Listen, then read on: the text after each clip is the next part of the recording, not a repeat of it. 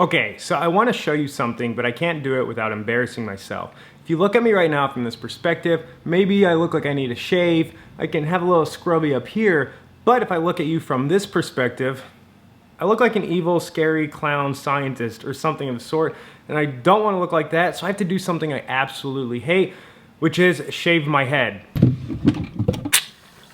There are two things I absolutely hate about shaving. One is the actual process of shaving both my head and my neck.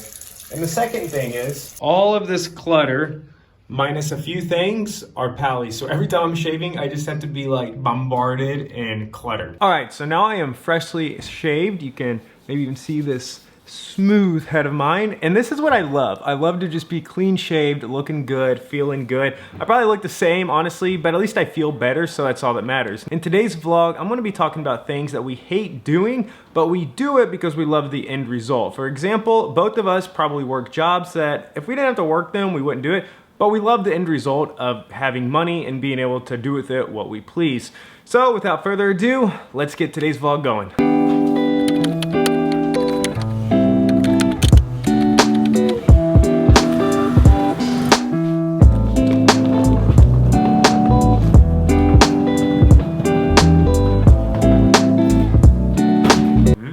Is what I hate. I absolutely hate packing. And it really doesn't matter if you're going on a vacation or you're traveling full time. Packing just simply sucks. Suitcase is packed and in the car, and I guess anytime you pack a suitcase, it means you're going to go do something, and there's an end journey, and that end journey is what makes doing all the packing worth it, even though the packing sucks. And I have a question. Maybe Pally can answer. Oh, wow, nice little sandwich here. for tomorrow's road trip. Does the journey begin whenever we start packing the suitcase, or once we're on the road doing the trip? To me, it starts when doing the suitcase. For example, me now I'm making like sanguchitos for tomorrow. So I think it starts like way earlier than actually when we are there. Yeah, and I realized that I haven't even said where we're going, and this is the most exciting part. To give some context, we've been staying in this town called Ubatuba. It's about 2.5 hours away from Sao Paulo. And we're going to a town called Búzios that will take us along this highway all the way through Rio de Janeiro. And zoom in a little bit more here, and one more time. And here is Armação dos Búzios. We're excited, and I guess we'll actually just be seeing you on the road tomorrow. And welcome to our new day. We are currently at a gas station. Been out on the road for a couple hours. 7 We are. What's it say? 6 hours and 49 minutes to be exact. Yeah, but of course we're going to stop, so probably it's going to be 7 and something. I have no idea what she's saying. We're going to stop. I hope not. And as you can see, we're stopping. There's the coffee. It's actually funny how like compact we travel in the car. I'm gonna show you really quick. I have to sit super close up to here with my backpack there. Look at that. Oh yeah, we got all this stuff right here. Hola. Hola. Are you comfortable back here? No. This is ironic but funny at the same time because I was so excited to drive along this coastline between Sao Paulo and going to Búzios when I showed it to you on the map last night, but it has just been pouring rain this entire time. The route we're on is called BR-101, and we've driven on this road many a times.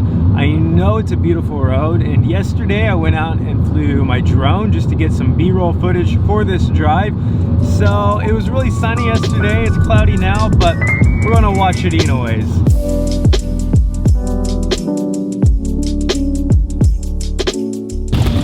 I don't know what it is about long car rides, but I always get these munchies, but for terrible food. Like, I literally don't eat potato chips at the house, but there's something about just being in a long car ride and be like, oh, I'm gonna eat this junk food. Something that I love about those snacks is to put it inside of my sandwich. So can you please do that for me? Can you put some papitas inside of my sandwich? So it's salami, cheese, bread with some potato chips, and I think I'm gonna have to quality test it for Pally here. It's safe to eat. I actually do try to eat really healthy in these long car rides, so I pre-make my food And in this bowl right here, it has 5 eggs, banana, 50 to 60 grams of oats, and then I top it off with some peanut butter and protein powder, and I mean, it's really filling. And is it good, Pally? Do you like it? No. She's eating a sandwich, so there you go. Don't take my word for it.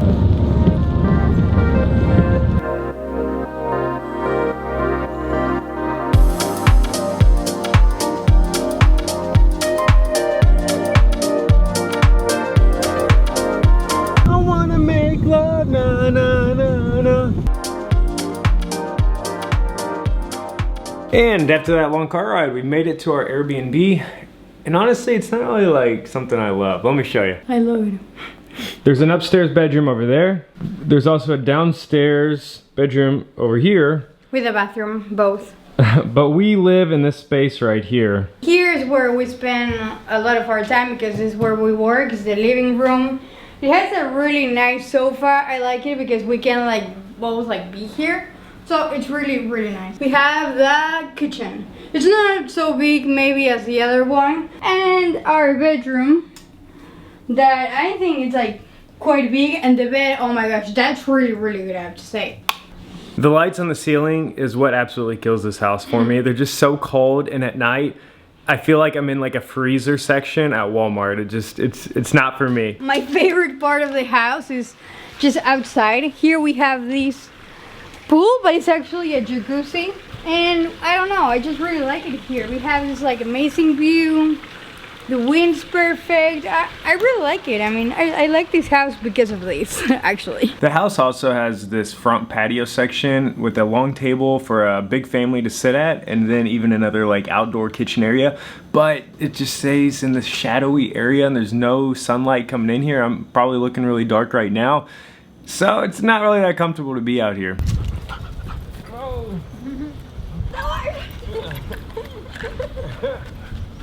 We paid $1,480 for the home, and even though I don't really like the whole Airbnb, just this entire field and being able to come out here and play with Lana directly in front of the house, it kind of pays off for it in itself. That's the Airbnb right there. And this is it. This is kind of where we're going to be at for the next month. So if you're liking what you see, you like this whole idea of Airbnb living in Búzios, then you're on the right channel. Don't forget to hit that subscribe button. See ya. Whoa.